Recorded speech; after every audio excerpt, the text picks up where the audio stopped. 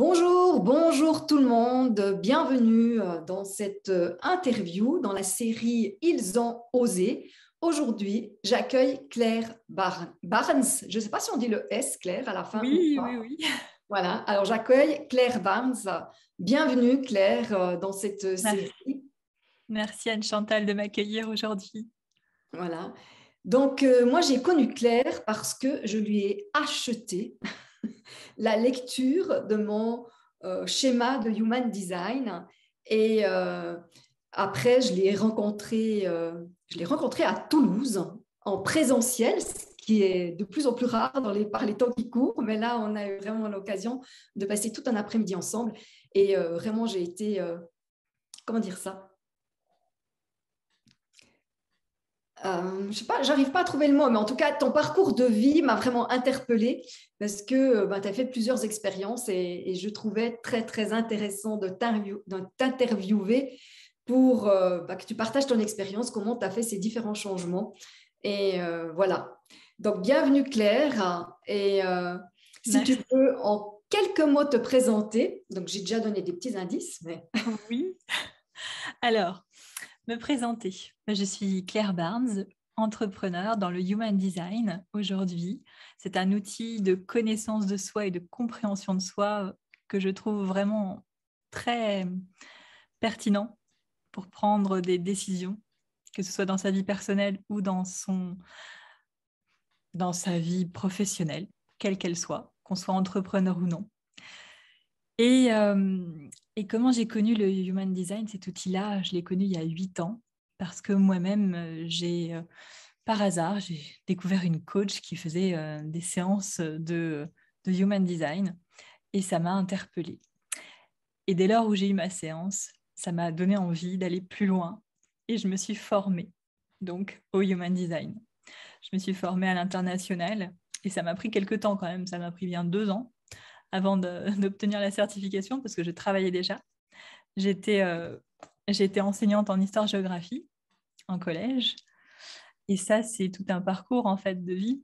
J'ai été, euh, j'ai été dans l'enseignement euh, en France, donc, et ensuite j'ai travaillé dans le doublage en France aussi.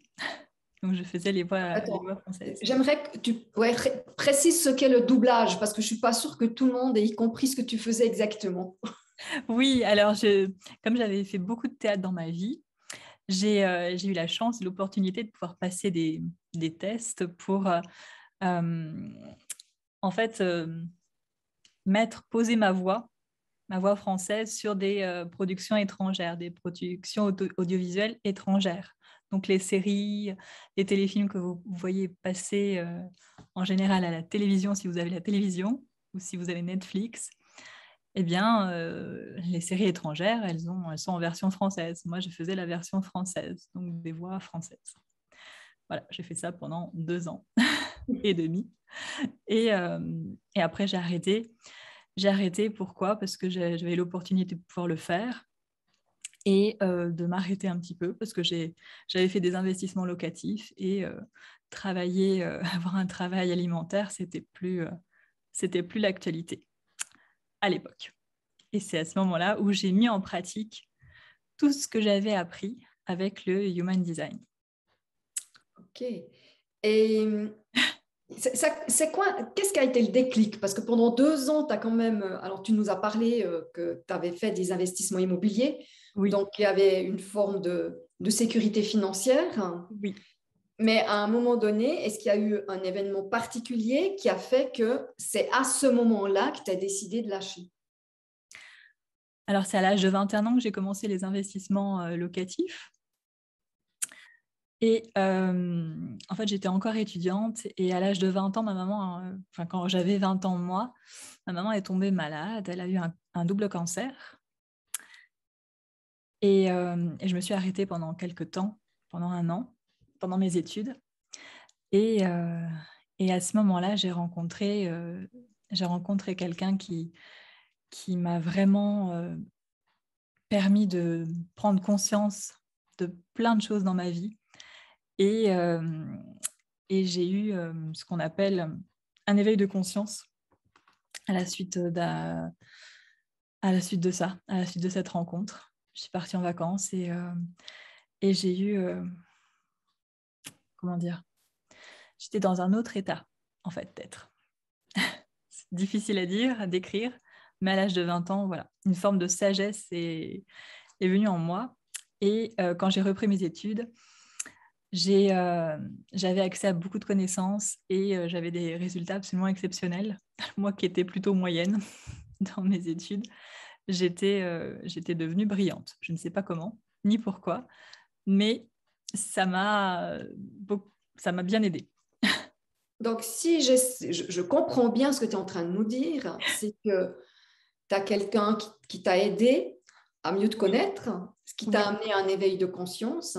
oui. Et au moment où tu as repris tes études, tu t'es rendu compte qu'en étant plus éveillé, si je peux le dire comme ça, eh Sur un bien, chemin, oui, sur le chemin de l'éveil, on voilà, va dire.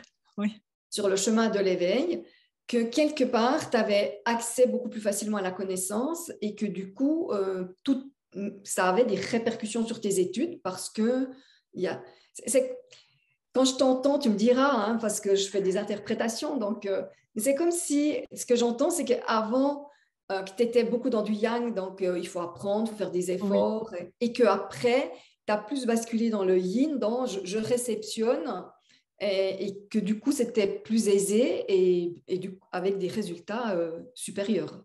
exactement. Exactement. J'étais plus dans l'énergie féminine.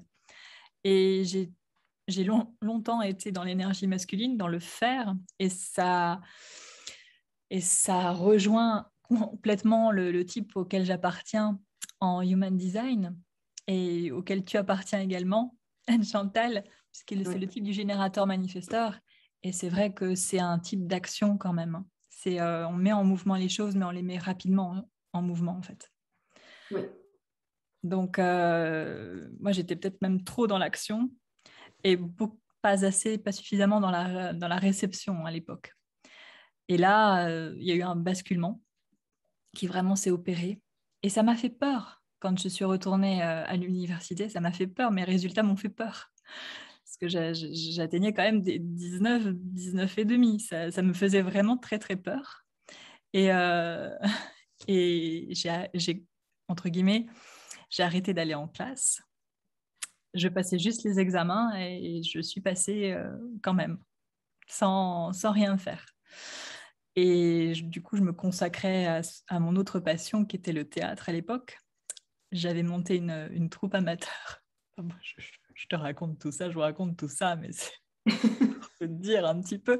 J'étais un petit peu partie dans d'autres méandres et j'avais mis de côté en fait comment dire, les bénéfices de cet éveil, de ces prémices d'éveil en fait.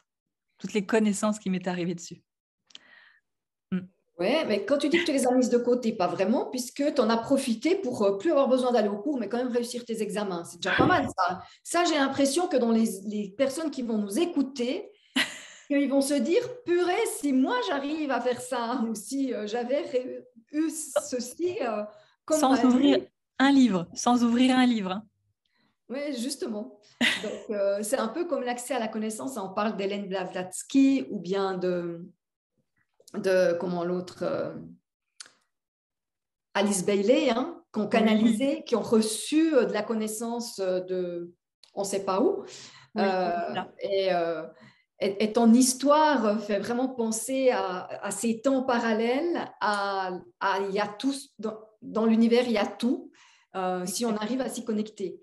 Donc, je trouve que c'est assez extraordinaire. Enfin, et, et, et du coup, est-ce que tu pourrais nous en dire plus si cette énergie masculine et cette énergie féminine à laquelle tu as ouvert l'éveil? Parce que je pense qu'il y a peut-être des clés à comprendre là. En fait, j'avais quand je parlais avec quelqu'un à l'époque, enfin juste après cet éveil-là, quand je parlais avec quelqu'un, j'étais beaucoup dans l'observation. J'ai toujours observé beaucoup, mais j'observais, mais je faisais 10 milliards de choses en même temps. Et voilà, j'étais toujours en train de faire plein de choses en même temps. Mais là, je me suis je me suis vraiment posée et quand j'étais avec quelqu'un, j'étais dans l'observation, donc dans la réception de ce que l'autre me disait, mais j'avais également des flashs, des choses des informations sur la personne et des informations aussi sur les lieux, sur là où je me trouvais. À chaque fois, j'allais quelque part, je connaissais l'endroit. On me parlait d'une rue, entre guillemets, j'avais même plus besoin de GPS. Je savais d'instinct y aller. Voilà, c'était un petit peu particulier. Ça m'a fait peur, vraiment. Et quand on a 20 ans, 22, 23, on occulte ça très rapidement, en fait. Oui. On arrive à faire une sorte de dissociation. Et je me suis remis dans l'énergie masculine, donc dans le faire. C'est-à-dire que j'écrivais des pièces de théâtre, je continuais mes études, je montais des spectacles. J'étais toujours dans l'action, en fait. C'est comme si tu t'étais mise dans l'action pour ne plus ressentir Oui, les informations qui pouvaient arriver comme ça. c'est ça. C'est intéressant ce que tu dis parce que il y a deux choses qui me viennent quand je t'entends, et moi qui accompagne beaucoup de gens en transformation, en transition professionnelle, je vais dire comme ça, eh bien, la peur de la réussite, je crois, est souvent encore plus forte que la peur de l'échec. C'est impressionnant. Dans mon parcours, les gens doivent élaborer leur mission, c'est-à-dire quel genre de personne ils veulent être.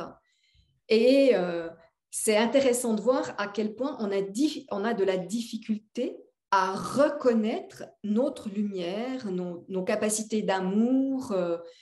Alors, quand c'est reconnu, c'est pour les donner à l'autre, tu vois. C'est tout de suite, je vais contribuer à. Puis je dis, non, non, la contribution, ça viendra après. Moi, j'aimerais savoir quel genre de personne tu as envie d'être maintenant. Et il y a régulièrement, ça va assez vite, mais juste de relever, de dire, mais regarde, en fait, tu es en train de vouloir donner les choses à l'autre. Mais qui, toi, tu veux être, hein? Et c'est vraiment l'histoire du vélo. Hein. Comment tu veux offrir un vélo si tu ne sais pas que tu as un vélo? Exactement. Exactement. Et là, mon vélo, je l'ai vraiment mis au garage ou à la cave. Bon, tu as quand même reçu un vélo un peu plaqué or. Hein.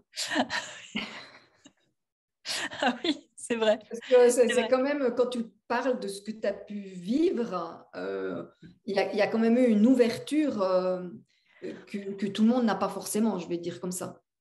Bah, disons que quand je l'ai vécu, cet événement-là, cet éveil en fait fulgurant, moi, je l'appelle comme ça parce que j'étais en vacances, j'étais au bord de mer, vraiment assise au bord de l'eau et tout d'un coup je vois, enfin c'était la pleine journée, puis je vois que du noir autour de moi et je vois plein de lumière, puis d'un coup c'est comme si j'avais tout un tas d'informations qui m'arrivaient dessus, qui m'arrivaient aux oreilles et, euh, et plein depuis l'origine de la création jusqu'à l'époque en fait, hein, jusqu'en 2005, 2006.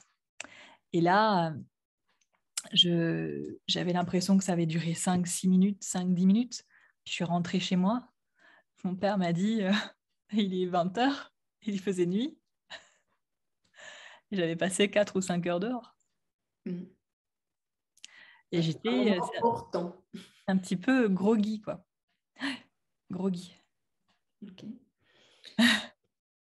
Donc, moi, ce que j'entends, c'est que comme événement, il y a eu la maladie de ta maman qui t'a Oui, sorti de ton quotidien. oui, Tu as rencontré cette personne qui t'a ouvert à autre chose. On pourrait dire à la spiritualité, hein, peut-être. oui, Je ne sais pas oui, si oui. ces mots te conviennent, mais... Et, euh, et tu es reparti dans le fer. Exactement.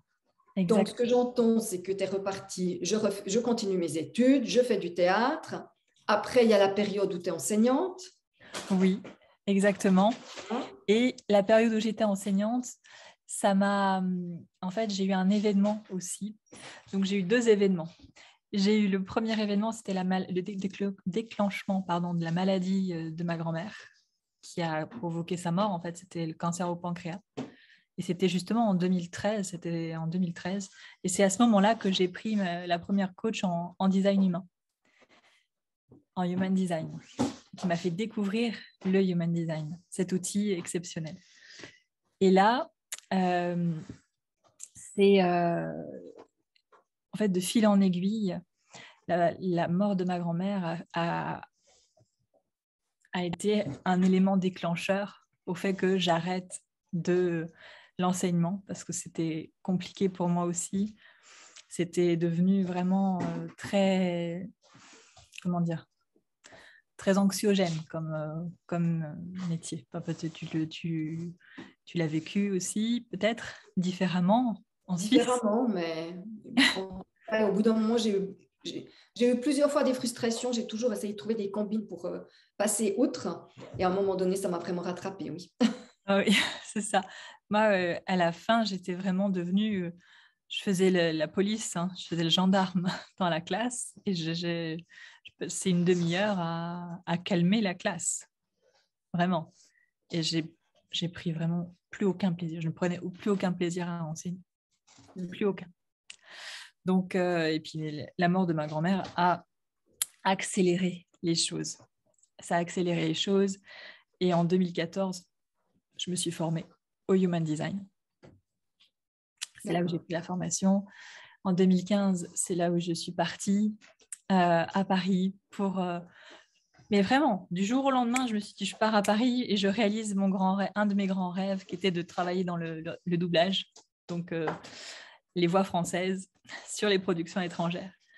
Et comme de par hasard, je monte à Paris, je trouve tout de suite un appartement. J'avais confiance, en fait, j'avais la foi que ça allait marcher. Je ne sais pas pourquoi ni comment, mais je pense que c'est à ce moment-là que le vélo, il est ressorti du garage ou de la cave. Le vélo plaqué or ou en or, il est ressorti de la cave. Et là, vraiment, tout s'est accéléré. Je suis arrivée à Paris. 3 jours après, un ami comédien qui travaillait déjà dans le doublage, qui avait déjà réalisé son rêve, il m'a contacté pour me demander si ça m'intéressait de venir sur un plateau d'enregistrement pour faire des tests éventuellement. Si, voilà, en observation, souvent on nous fait faire des tests. La personne qui doublait, justement, là, une femme qui doublait une voix, elle devait partir précipitamment. Et le directeur de plateau me demande de la remplacer au pied levé. Donc, j'ai fait le test au pied levé et il se trouve que ça a très bien marché, ça a très bien fonctionné. Donc, j'ai pu la remplacer ce jour-là et il m'a demandé de revenir le lendemain et on a signé un contrat le lendemain. Et puis après, je n'ai pas arrêté de signer des contrats pendant 2 ans. Voilà. En tout cas, tu donnes un élément clé, c'est une forme de confiance dans la vie. C'est ça. Et au moment où il y a cette confiance, c'est comme si, je ne sais pas qui a dit ça, que l'univers conspirait C'est ça. pour apporter ce dont tu as besoin pour vivre ce que tu as envie de vivre, en fait. C'est ça, exactement. Exactement. Et puis ensuite, j'ai rencontré mon conjoint et je faisais les allers-retours. Donc lui, il habitait dans le Var. Donc je faisais les allers-retours Paris-Le Var tous les 10 jours. Puis à un moment donné, j'en ai eu assez de faire les allers-retours. Et ça a tombé pile poil au moment où les investissements locatifs travaillaient d'eux-mêmes. Donc, j'ai plus besoin de faire ces allers-retours et je me suis consacrée pleinement à la mise en pratique de la formation que j'avais faite en design humain, en human design. Et je me suis dit, mais il faut vraiment que je comprenne comment ça marche. Donc, autour de moi, dans ma famille proche, dans mes amis proches, j'ai tous les types, en fait, j'ai tous les profils et j'ai toutes les autorités. Enfin bon, ça vous parle peut-être pas, mais à toi, Anne-Chantal, ça te parle puisqu'on a fait une séance ensemble. Oui. J'ai vraiment absolument tous les exemples autour de moi. Donc, j'ai pu tester, j'ai pu vraiment tester, approuver les différentes méthodes, différentes approches, en fait. Et c'est là où j'ai incarné vraiment le design humain. Je trouve très intéressant ce que tu es en train de donner parce que c'est vrai que quand on se forme à une nouvelle approche, ce saut de je me suis formée, mais souvent je n'ai pas de pratique, hein, ou un petit peu de pratique parce que c'est organisé dans certaines formations quand même, des échanges, mais c'est des échanges avec des personnes qui ont fait la même chose que nous. Donc on ne se retrouve pas dans la réalité que va être la nôtre quand on aura vraiment des clients. Et de passer par ce passage où tu demandes à tes amis, à ta famille, et ce que j'entends aussi, c'est que tu as aussi beaucoup observé, hein, puisque le human design, il se manifeste, donc on peut aussi observer. Pardon. Et ça, je trouve que c'est une clé importante, c'est-à-dire que ce n'est pas une mise en place, je saute dans le vide et puis j'attends, parce que ça a vraiment été progressivement. Et tu avais cette sécurité financière. Parce que moi, ce que je peux voir aussi, c'est des entrepreneurs qui ont cette pression de devoir faire rentrer de l'argent tous les mois. Et alors, soit on est dans une grande confiance et ça marche parfaitement. Oui. Déjà vu, ça marche, ça marche. Je dirais que notre société ne nous amène pas forcément à avoir une grande confiance. Donc, il y a des peurs, la peur de manquer.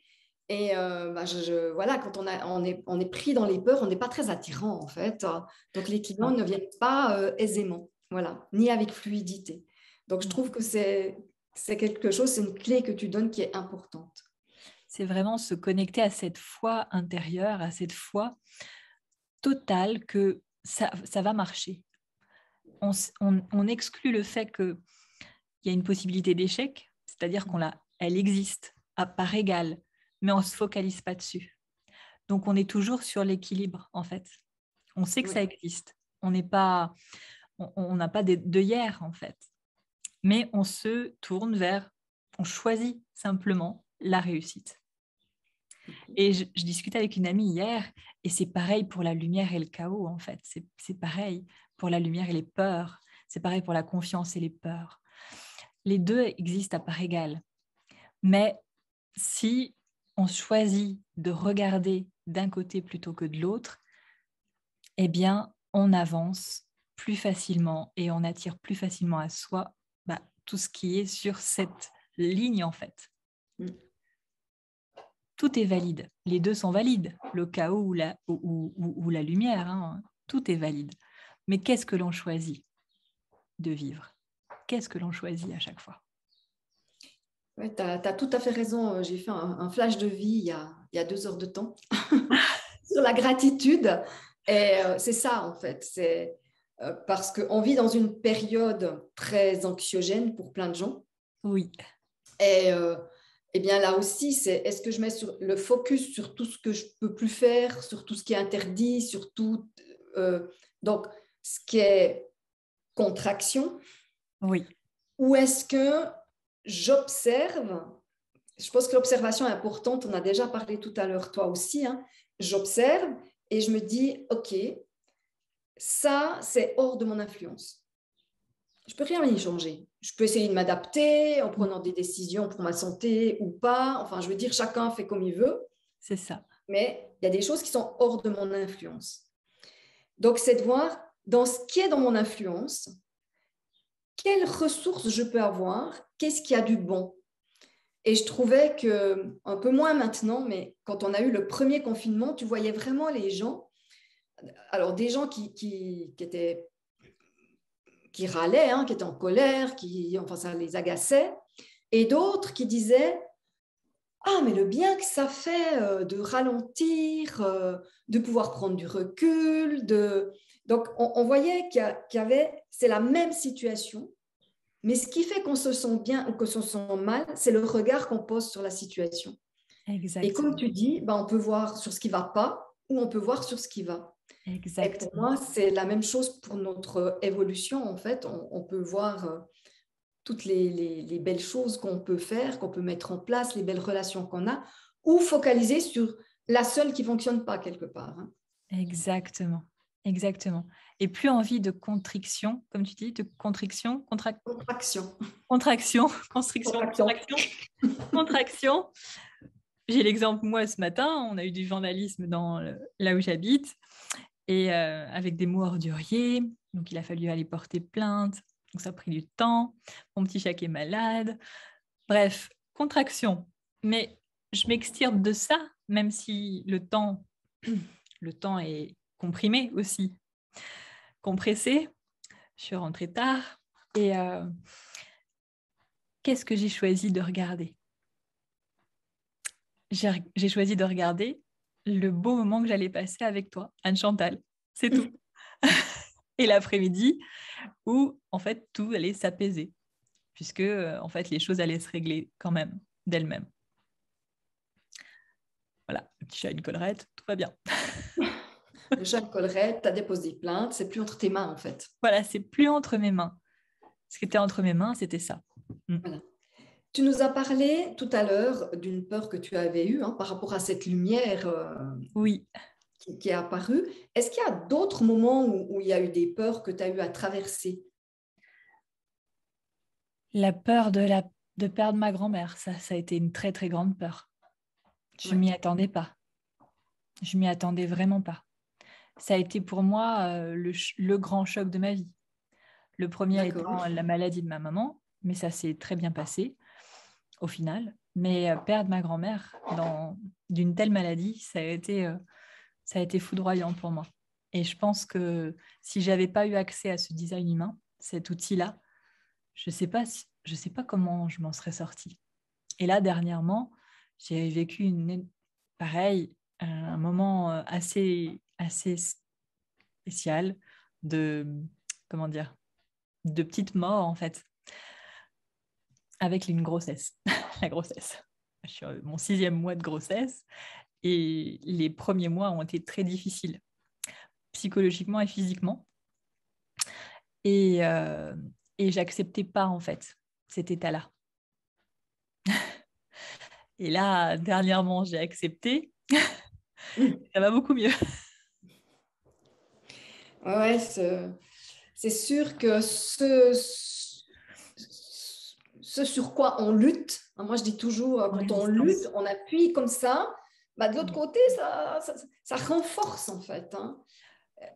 Et en même temps, ce n'est pas évident de se laisser plonger dans la difficulté ou dans la peur. Ah non. Ça demande du courage. Ça demande du courage, ça demande des ressources personnelles qui sont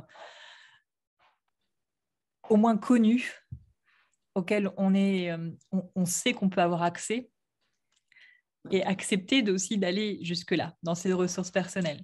Parce que parfois, on se met, comme je disais tout à l'heure, des œillères, et ce n'est pas le but, en fait. Le but, c'est de s'extirper de ça.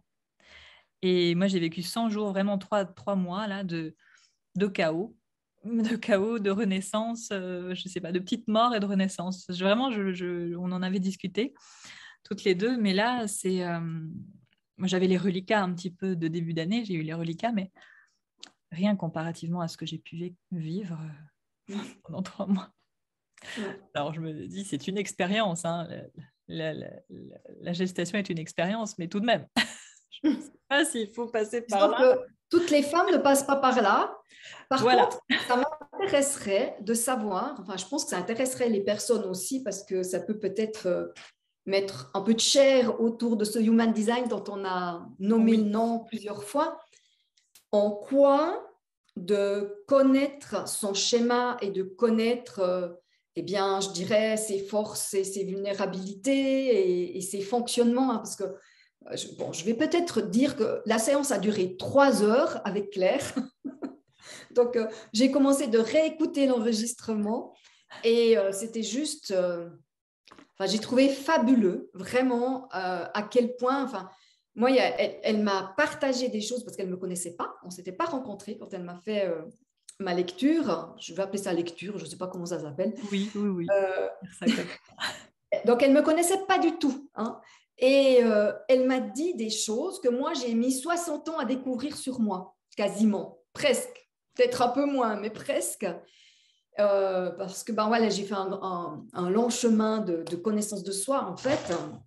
Donc, je me connais de mieux en mieux. Mais franchement, si on avait pu me dire à 20 ans ce que tu m'as dit il y a quelques mois, je pense que C'est pour ça. je ne sais pas. Je me dis que j'aurais peut-être gagné du temps, puis peut-être pas forcément, parce que comme toi, quand il y a trois qui arrivent en même temps, on n'arrive pas à le digérer et on a comme besoin le temps Exactement. de pouvoir, ouais, je parle de digestion et puis de pouvoir en faire quelque chose quelque part. Hein. C'est ça. Eh bien, moi, dans mon schéma corporel, dans le type auquel j'appartiens, le profil auquel j'appartiens, c'est un profil un peu particulier. C'est un profil comme Nathalie. C'est un profil avec une ligne 6, c'est-à-dire que la ligne 6, en fait, c'est une ligne de... On fait des expériences pour ensuite les partager au monde, en tant que modèle, pour servir d'exemple, en fait, au monde, aux yeux du monde. Et à chaque fois qu'on a une ligne 6 dans un profil, donc moi c'est 6-2, c'est l'ermite modèle humain, on appelle ça, on a 3 phases dans la vie. J'ai vraiment vu la première phase de 0 à 20 ans, de 0 à 30 ans, pardon. De 0 à 30 ans, la première phase, c'est là où on vit toutes les expériences un peu traumatiques, mais toutes sortes d'expériences dans sa vie. Et on vit une vie en fait d'expérimentateur, de testeur. On teste. Donc moi, j'ai tout testé finalement dans cette période-là. J'ai vécu vraiment beaucoup, beaucoup d'expériences de vie.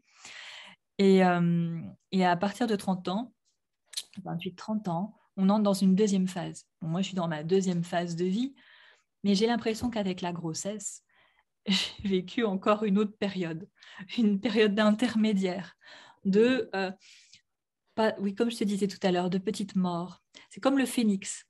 Et moi, dans mon schéma corporel, j'ai une porte, c'est-à-dire un point d'énergie qui correspond en fait à une porte de tempête émotionnelle où on va vivre en fait des périodes de chaos pour mieux renaître. C'est un peu comme le phénix.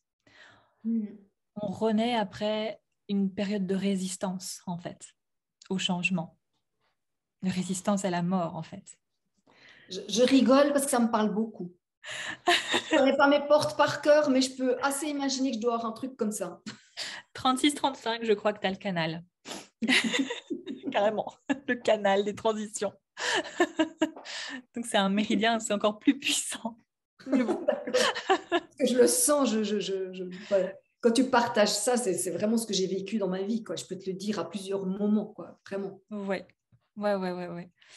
Et après la troisième phase, c'est à partir de 50 ans jusqu'à ce que l'on quitte la Terre. Et donc il y a vraiment ces 3 phases-là. Moi, j'ai l'impression d'avoir vécu encore un truc intermédiaire.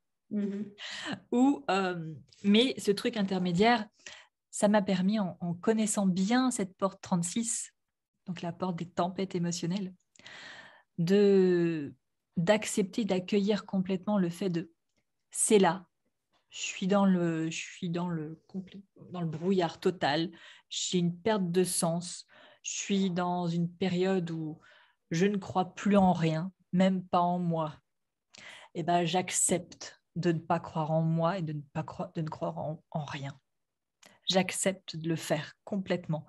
C'est pas seulement accepter la phase avec une phrase, je sais plus, j'avais écrit un truc comme ça, une phrase, mais c'est vraiment accepter de le vivre. Ouais. Et quand on le vit, c'est autre chose. Pas pareil. Ouais, Mais une fois qu'on le vit vraiment, pleinement, on ne peut pas rester dans cet état-là continuellement. Il y a un moment où on en sort, obligatoirement. Donc là, moi, j'en suis sortie dès lors où j'ai compris, j'ai accepté que je n'étais plus la jeune femme ou la femme, mais j'allais passer à un autre statut, en fait, celui de mère. Et j'ai l'impression que c'est une espèce de mutation que j'ai faite. Ah, c'est quelque chose d'important. Enfin, moi, en tout cas, ça a été quelque chose d'important pour moi, la naissance du premier enfant, des suivants aussi, mais particulièrement celui du premier enfant, où on bascule dans ce rôle de maman, effectivement. C'est ça. Puis ça demande un courage, des ressources, je pense, primaires. Ça fait appel à... On a un pouvoir créatif. Je discutais avec une amie et on parlait du pouvoir créateur de la femme qui est quand même entre guillemets, supérieur au pouvoir créateur de l'homme, parce que, bon, nous, on fabrique la vie à l'intérieur de soi. On a cette capacité-là. Le corps d'une femme ou d'une femelle, hein, pour les animaux, c'est ça, c'est de créer la vie. Et ce pouvoir créateur, ça demande d'aller chercher de l'audace, du courage primaire, en fait. Moi, je dirais que la vie, on la crée à deux, hein, parce que si tu n'as pas d'homme, c'est un peu Oui, embêtant. c'est un peu embêtant, mais c'est Mais juste par un contre, élément. Ouais. on a le réceptacle qui permet à ce souhait, à ce vœu d'enfant, si tu veux, on va faire pour l'avoir, mais qui fait après qu'on a le réceptacle, l'endroit où ça peut grandir. Exactement. Et je pense que c'est ça la différence. C'est que la vie, on la transmet, qu'on soit un homme ou une femme, mais la femme, elle vit dans ses chairs ce pouvoir de partir de quelque chose de tout petit qu'on ne voit même pas à... C'est quand même un bébé qui mesure environ 50 cm, qui peut peser environ 3,5 kg. Je dis une moyenne, il y en a des plus petits, il y en a des plus grands, etc. Au bout de 9 mois, quoi. C'est un truc... et pour moi, ça, c'est la magie de la vie. Je me dis, mais sans qu'on fasse rien, en plus. Ça se Sans qu'on passe tout fasse seul. rien. C'est ça. Et je ne sais pas pourquoi on nous a inculqué dans notre vie qu'il fallait faire plein de choses pour réussir, pour que nos projets se concrétisent. Quelque part, je me dis, mais si j'arrive pas moi complètement, mais que si on a ce pouvoir de lâcher se faire, de lâcher les stratégies, que dans l'univers, il y a aussi cette matrice, comme il y a dans notre ventre, Ouais. cette matrice pour que nos projets naturellement grandissent en fait. Et ça. moi, je l'expérimente dans mon travail, c'est au moment, plus je lâche, il faut que je trouve des clients, et puis, puis il faudrait encore que je fasse ci, puis il faudra que je fasse ça, et puis plus je lâche, plus quelque part j'ai l'abondance qui arrive. Exactement. Mais, je ne vais pas dire mais, et ça demande une sacrée confiance et un lâcher-prise. Alors, je ne sais pas si tous les manifesteurs générateurs sont comme ça.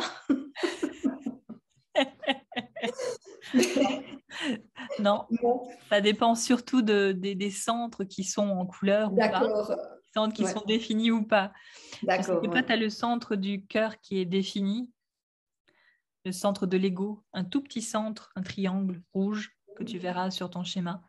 Quand on a ce centre-là en couleur, c'est qu'on a quand même une force, une volonté qui est décuplée par rapport à la moyenne. En général, on a une confiance naturelle en tout, en soi, en la vie. Quand on se reconnecte vraiment, quand on est aligné à son design. Okay. Moi, je suis devenue entrepreneur en 2021, moi. Ouais. Moi, début 2017. Donc, Claire, on arrive au bout de cet entretien. J'espère que je mettrai toutes les coordonnées de Claire dessous la vidéo parce que, en tout cas, moi, je vous invite à faire l'analyse, la lecture de votre Human Design parce que c'est vraiment, enfin, moi, j'ai trouvé ça passionnant et tu es très clair dans tes explications. Je fais des jeux de mots sans le vouloir, tu vois. J'aimerais finir sur une question, Claire. Oui. Si tu avais un conseil à donner aux personnes qui veulent mettre un changement dans leur vie, un changement professionnel, ça serait quoi?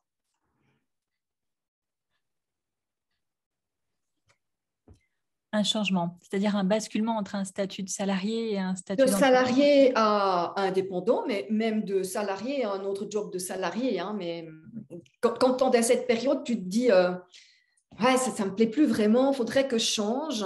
Et pour que ce changement puisse, tu te donnes toutes les chances de faire un changement qui soit porteur. Quel conseil donnerais-tu? Lâcher les attentes par rapport à l'autre job visé, par rapport à l'autre domaine visé. Lâcher toute attente. Et surtout, pour quelle raison je quitte ce que je veux quitter? Pour quelle raison? Est-ce que c'est par dépit, par colère, dans quelle énergie je suis quand je le fais? Dans quelle énergie je suis quand je quitte quelque chose pour autre chose? Est-ce que je quitte quelque chose parce que je veux quitter quelque chose et que j'ai rien d'autre en vue et que peu importe ce qui arrive, ce sera toujours mieux que ce que j'ai eu? Si j'ai pas de but précis, si j'ai pas les idées claires par rapport à ce que je veux, je vais rien obtenir de bien, entre guillemets, pour moi. Je vais avoir quelque chose de flou. Plus ce que l'on désire, plus on met de la clarté dans ce que l'on veut, dans ce que l'on désire, plus on est précis, plus l'univers, en fait, accède à notre requête. Plus on accède, en fait, à l'objet de ce que l'on souhaite. On peut obtenir que ce que l'on veut, que ce que l'on sait, en fait. Oui. Eh bien, dis donc, tu es en train de donner de l'eau à mon moulin, Claire. Parce que c'est bien ce que je fais. Voilà. C'est d'accompagner les gens à trouver précisément ce qui les fait vibrer, ce qui leur convient. Donc, pour toi, moi, ce que j'entends, c'est quand même de partir en faisant un peu la paix. C'est pas de fuir pour fuir. Pas fuir. Parce que ça veut dire qu'il y a quelque chose à comprendre dans ce qui nous frustre. Et d'avoir la clarté de là où j'ai envie d'aller. Moi, j'appelle ça notre phare. Hein. Exactement. Le phare dans la nuit. Qu'on ne reste pas dans la nuit noire. Oui. Ok, écoute, en tout cas, je te remercie beaucoup pour cet échange très riche. Et puis, je te dis à tout bientôt. Merci. Et aux personnes qui nous écoutent, je vous souhaite aussi une belle suite de journée et à tout bientôt. Et si vous voulez en savoir plus sur Claire ou sur mes accompagnements, puisqu'on en a parlé, eh bien, vous trouverez tout ça au-dessous de cette vidéo. À tout bientôt, bye bye. À bientôt.